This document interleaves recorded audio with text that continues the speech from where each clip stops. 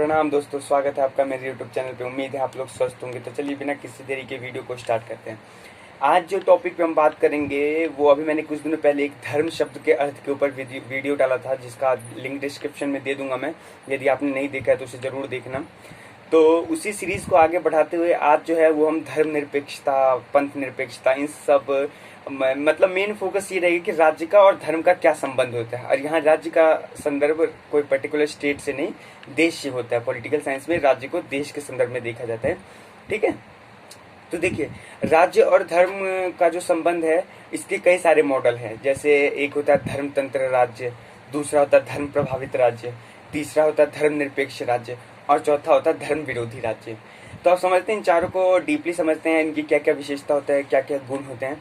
देखिए, धर्मतंत्र में होता है, धर्मतंत्र में किसी विशेष धर्म को मतलब किसी जो धार्मिक पुस्तकें होती है उसे ही उस देश का संविधान मान लिया जाता है। जिस धर्म को फॉलो करते हैं उसी धर्म की पुस्तकों को वो मतलब विशेष संविधान का दर्जा दे दिया जाता है। उसमें जो कानून वगैरह होते हैं उसी को मानते हैं ये लोग।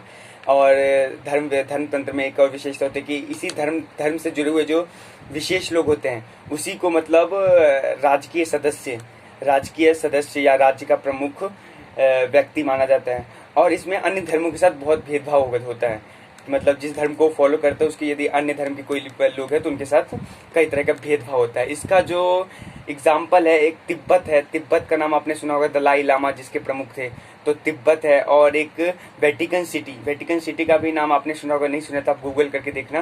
वेटिकन सिटी भी किसका है? धर्मतंत्र का एक एग्जाम्पल है। अब देखते हैं धर्म प्रमुख राज्य, धर्म प्रभावित राज्य।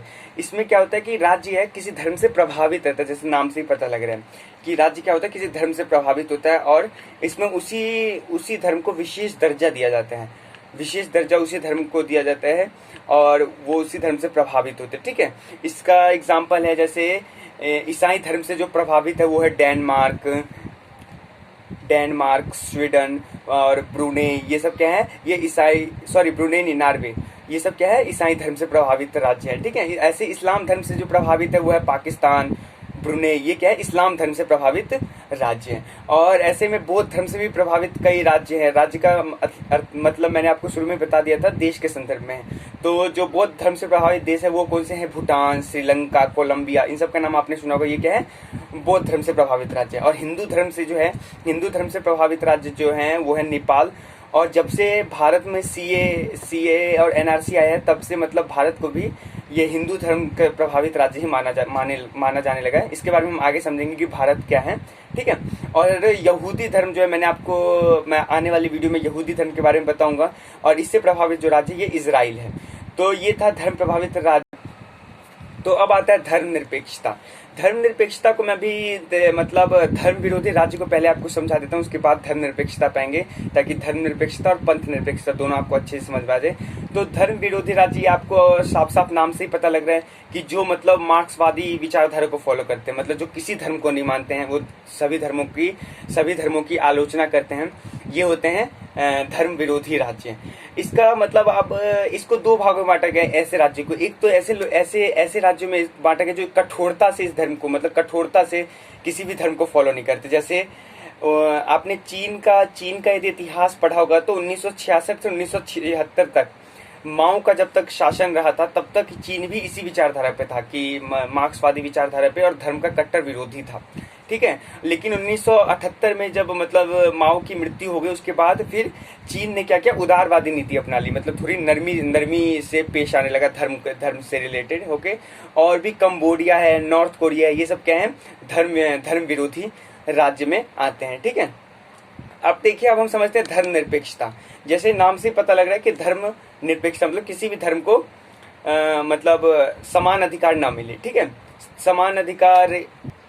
देखिए, धर्मनिरपेक्षता का अर्थ होता है कि जब राज्य मतलब या देश किसी भी धर्म से कोई मतलब न रखे, तो इसे धर्मनिरपेक्षता के अंतर्गत हम रखते हैं। अब धर्मनिरपेक्ष राज्य हम किसे कहेंगे? इसके लिए 4 पैमाने तय किए गए हैं कि मतलब जिन राज्यों के अंदर ये 4 पैमाने मापे जाते हैं उसे हम धर्मनिरपेक्ष राज्य कहते हैं। पहला होता है कि राज्य राज्य किसी भी धर्म का विरोध नहीं कर सकता है, यदि कोई ऐसा राज्य जो किसी भी धर्म का विरोध नहीं करता है, ठीक है, और किसी भी धर्म को राजकीय धर्म नहीं माना जाता है। इसमें धर्मनिरपेक्षता में क्या होता है, किसी भी राज्य किसी भी धर्म का विरोध नहीं करता है और उसी किसी भी धर्म को राजकीय धर्म मतलब राज्य के स्तर पर उसको विशेष दर्जा प्राप्त नहीं होती इसमें। और इसमें नागरिकों को धार्मिक आज़ादी होती है कि किसी भी धर्म को वो चुन सकते हैं, ये नागरिकों पे डिपेंड होता है कि वो किसी भी धर्म को चुन सकता है, ठीक है।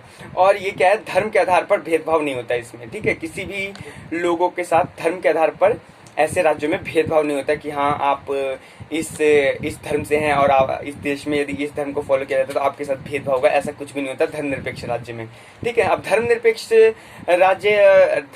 राज्य को भी मतलब दो भागों में बांटा गया है। धर्मनिरपेक्षता से पहले मैं आपको पंथ निरपेक्षता भी समझा दूं। तो धर्मनिरपेक्षता और पंथ निरपेक्षता में थोड़ा सा ही अंतर होता है, उन्हीं अंतरों को आप समझ लीजिए। देखिए, धर्मनिरपेक्षता में मतलब जैसे मैंने आपको बताया था कि राज्य को धर्म से कोई मतलब नहीं होता, लेकिन पंथ निरपेक्ष में होता है कि राज्य सभी धर्मों का सम्मान करते हैं।